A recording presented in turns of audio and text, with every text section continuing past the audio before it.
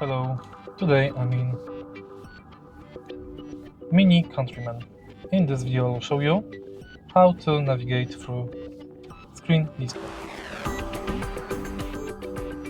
As you can see, the screen display has no touch feature.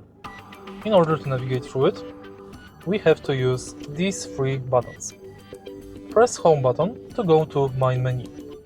Next, twist this knob to navigate through Main menu and press it to select your option.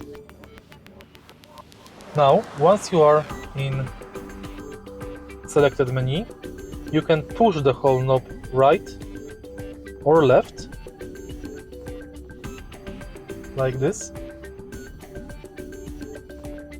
to enter additional menus.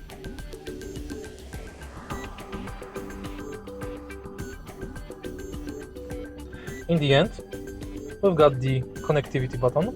Press it to go to smartphone